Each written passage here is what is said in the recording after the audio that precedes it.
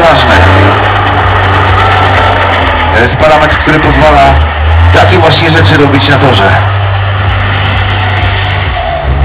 Oczywiście tylko wtedy, kiedy jest w odpowiednim rozmiarze.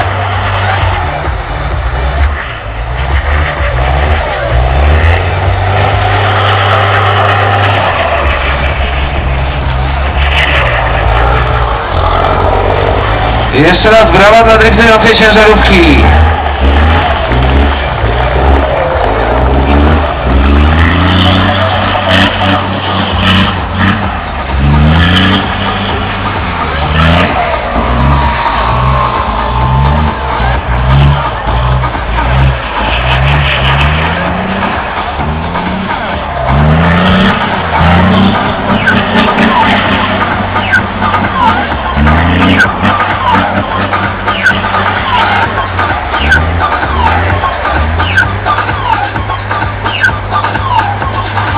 Kochani, cóż to się dzisiaj dzieje? Mieliśmy już 11 rodzaju oświadczyny.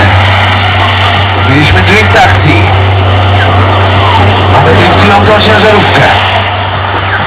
Ale co najważniejsze, mamy 32 najlepszych polskich i europejskich zawodników King of Europe 2012. Największe emocje jeszcze przed nami. To wszystko jeszcze się wydarzy, jeszcze dziś.